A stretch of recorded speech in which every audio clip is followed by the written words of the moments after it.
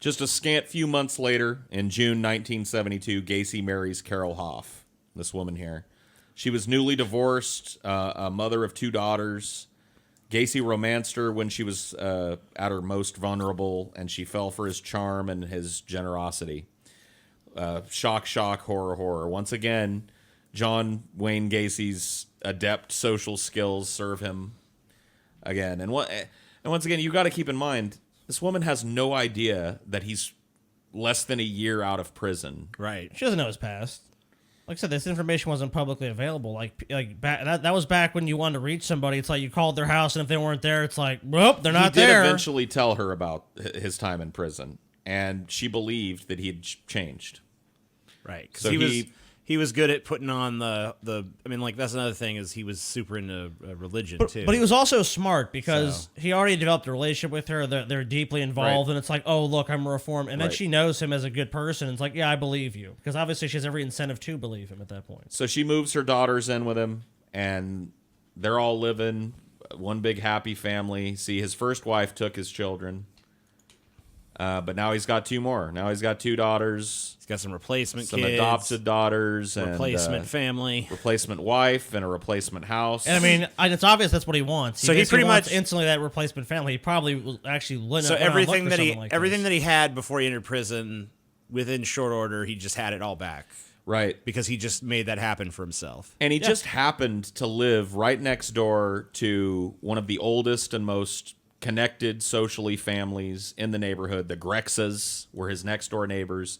And he immediately set about being the best neighbor ever. And eventually, he was, before he married Carol, he was being invited to their house for Christmas and shit. Wow. So, he was like juiced in with the community. They fucking loved already. it. I'm like, if someone invites you for Christmas, like that's like your close fucking friends and family. Exactly. Yeah. They all, he's already juiced in with the community, and him getting a wife and having 2 little girls living in the house with him lends a tenuous sense of normalcy to his life that allows him to go about reestablishing all of his old social connections. And credibility. He's well known through the community. He's fucking has a family. It's like he seems like an upstanding person. He starts doing these elaborate cookouts, and it's at these very cookouts that he starts to get all of these connections that he makes, not only with people in the community, but with youngsters in the community. And that becomes a business for him in the not too distant future. The Grexas talk about his time at these cookouts. He was just really great at it. He was a wonderful host. He used to do themed parties where people would dress up. So we'd have 1776 themed, where we all wear powdered wigs, or I guess this one here was like, I don't know what it was, Peter Pan themed maybe. I don't know. But this is him at one of his famed cookouts, obviously a themed night. Maybe it was disco night. Yeah, I bet that's what it was. That's what it looks like. Looks pretty disco-y. Yeah. It's got the big collar. And he's carving up a big old roast there. But the Grexas after, of course, John was caught, recalled that they were often bothered by the horrible stench that wafted through his house. Lily Grexa was convinced that some kind of animal had died beneath the floorboards, and she kept urging Gacy to do something about it. He blamed the odor on moisture buildup in the crawl space in the house. Yeah, sure. But of course, there was a different reason that it was stinking over Entirely, there. of course. So he hosted these annual summer parties. He got involved with the local Democratic Party. He offered the services of his new construction company, which he set up, and basically started doing these cookouts. And it's during these times that he starts dressing up as Pogo the Clown. And a lot of people, this is the only thing they know about Gacy, right? Yeah. The clown killer. He's the dude that was a clown, and he killed people. And I think a lot of people think that he was just like that was his main job, Right. he was a clown. Or that he killed people while dressed as a clown. Now, Like- there is an eerie kind of truth to that, but we'll get into that. Cool. He never did kill anybody in full clown garb or use the clown to, kill anybody, I don't think. But we'll talk a little bit about the connection. But Pogo was very important to John, and I think, we're not going to spend the whole time talking about it because, like I said, it's a very small part of his mythology that got seized on because of its obvious creepiness. I pulled several Pogo pictures, and all of them make you want to run the opposite direction. You wonder how the neighbors... Hiya, kids! Hey! You wonder how the neighbors were ever anything but put off by this. Don't you want a balloon? But you have to think, you have to take yourself out of your visceral reaction to this. Everybody's seen this picture of John Wayne Gacy. Right, and we all know it's John Wayne Gacy at this point. So we have an immediate gut reaction to it. But well, of course, we have the benefit of hindsight and knowing his actions and what kind of person he was. I mean, of course, like to them, it lends that air of creepiness. But in his real life, it was probably just like, "Hey, I'm a clown." Everyone's like, "Oh, it's our weird neighbor who's a clown." They probably just thought it was charming or kind of like a little quirky. You know what I mean? Yep. So, people actually loved it. They loved this little clown character. He would do it at, like I said, charitable events. He'd be requested to do it at parties. He'd do it at his own people in the community parties. actually really loved this routine he had. Yep. So he was a member of a ton of clubs. He was appointed the director of Chicago's annual Polish Constitution Day parade. He met First Lady Rosalind Carter, somehow scammed his way into that. He was also a member of the local Moose Club, where he became aware of the Jolly Joker Clown Club. So, he was just like, anytime that he could join some kind of club in his spare time to fill his time with a way to meet more people and get more contacts. His time was basically social climbing and connection building. Like he was just basically someone that would just network with people the old-fashioned way. But it was at that Jolly Jokers Club that he actually created Pogo and Patches the Clown. I couldn't find any pictures of him dressed up as Patches, but apparently there was a second clown persona that he would do from time to time. Pogo is the one that I think he felt most connected to. And he designed his own costume, did his own makeup, and learned and performed at numerous local parties, charitable events, children's hospitals, learned a bunch of tricks, became kind of a clown. He joined this clown club and learned how to be a clown. And it ended up helping him because he was, known in the community. Once again, it's another way to get his name in other people's mouths. Oh, that's a nice old dude that dressed up like a clown and works with the kids at the hospital. That's great. He does. He makes the sick kids laugh. In 1974, he started a contracting business called Painting, Decorating, and Maintenance, or PDM Contractors. I think I have a business card of his in the images. You know what? I did want us to take some time, because we're not going to come back to it, to talk a little bit about Pogo, because Pogo was important to John, and it's kind of out of sync to talk about it now, but I don't want it to just linger on and on. Yeah. Once John was caught, convicted, and put on death row, he started doing this artwork. A lot of people have seen this stuff. Not all of the artwork that he did featured Pogo, but a lot of it did prominently. And so this is stuff he's painting in prison. Yes. Like he's still pining for the days of Pogo. His fucking Pogo's Seven Doors funeral. Right. There's a non-Pogo. There's like dicks and pussies everywhere in the skull.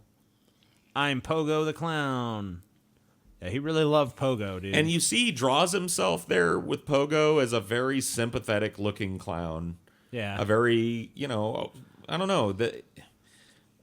If I try and remove the Gacy element from this is not an immediately unsettling picture. You can see he didn't see Pogo as something evil or bad. Who's he with here? I don't know. Probably one of the people that would come and here's visit an him. evil Pogo. Yeah, that is the evil Pogo there. That's the inner Pogo. Yeah. It's very blatant symbolism going on. But Pogo, you clearly see in his mind, Pogo is good. Right. Here's just another random clown, not Pogo, but a clown, because he loves clowns. Pennywise? Yeah. Damn. He's like, all right, an evil clown. I don't know how Gacy saw that movie in prison, but apparently they showed it in prison. Yeah, maybe he must have. I mean, it's on TV. They have I guess TV. so, They yeah. had access to TV, a lot of them. This is actually looks a little bit less amateurish than some of his other art. It's still not like It's a self-portrait. great, but And that's G.G. G.G. Allen in Allen, his dude. coffin, yeah. I didn't know he was a G.G. Allen fan. Well, now you know. Yeah, Gacy loved G.G. Allen. Yeah. Saw him as a kindred spirit. And G.G. actually corresponded with Gacy. That doesn't surprise me at all. And they mostly just like sick, twisted fantasies about raping and murdering young teenage people. Oh, there you go. I'm glad they got into that. Yep. So here's painting, decorating, maintenance. John Gacy. So that's his business card. You can call them at 457-1614 in Norwood Park, Illinois. Poor person that has that number. Give him a call. He hired a number of teenage boys to work for him. Shocking. Exactly. Shocking. Explaining to his friends that hiring young men would keep his payroll costs low. I'm sure it has nothing to do with your prior conviction for sodomizing. Well, nobody them. knew about it. Yeah. Gacy's desires were starting to get out of control, and he was having trouble hiding his true nature from those closest to him, especially his wife. By 75, so not long after they got married, Carol and Gacy had drifted apart.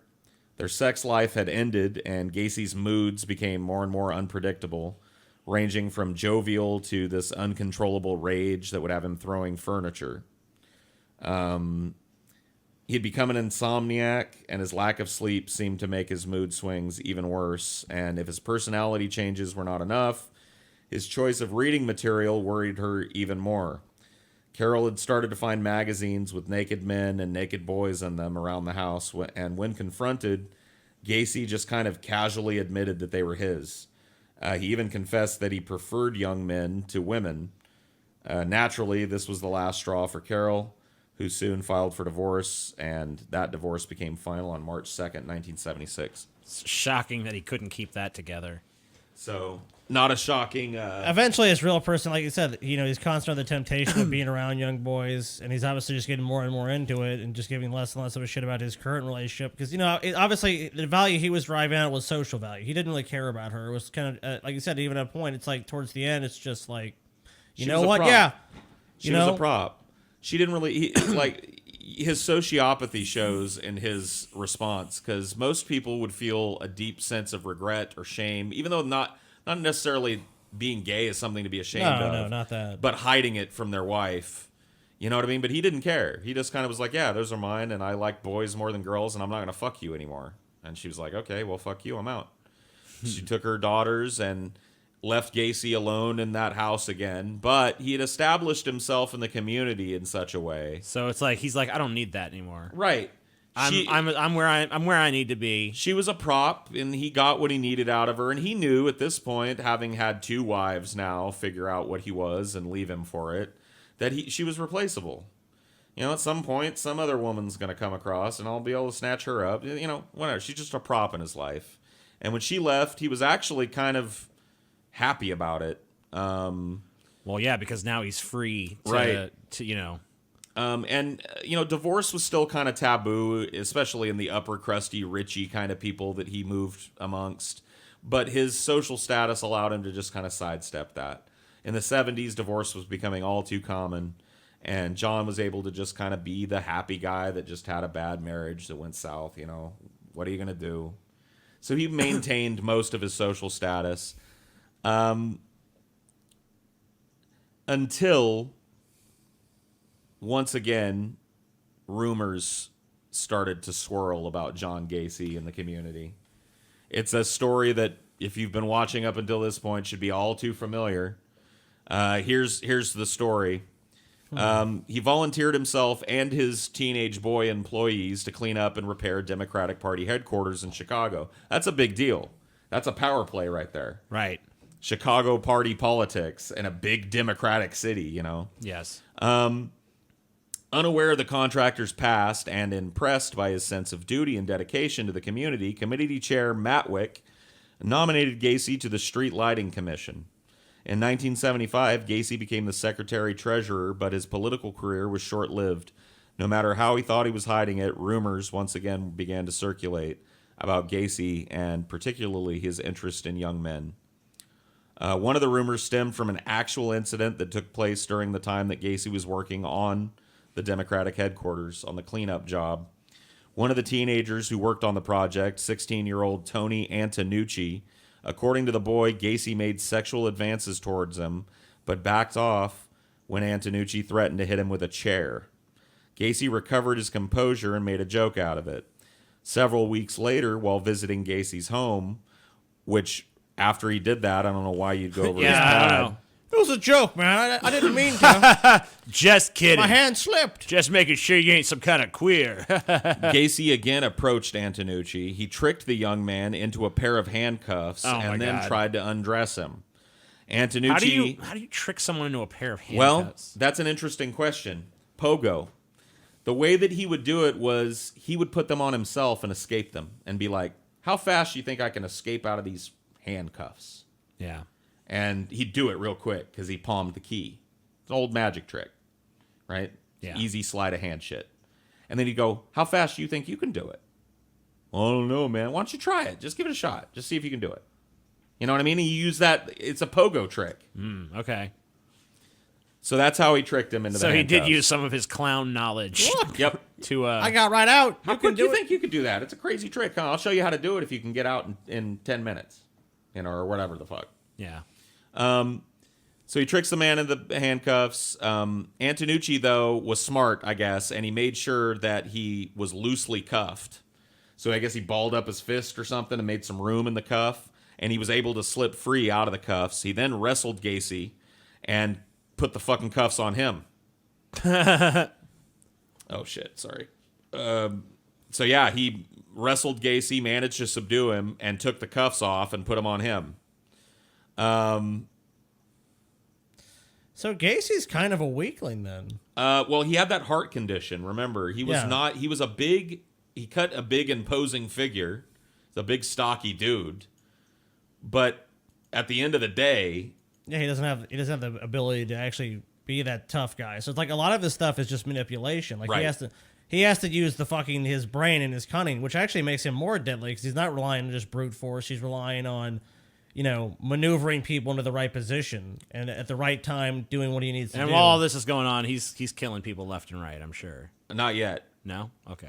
He eventually let this kid go when Gacy promised not to bother him again. So Gacy, able to snake his way out of a really bad situation. I'll never tell, please. Let Right. me. Yeah. And I mean, that guy's probably embarrassed too that it even happened to begin with. So it's like, yeah, let's just forget about each other and just go on with our lives. Tony Antonucci actually continued working his position for Wow. John for over a year, and he had no idea how lucky he was.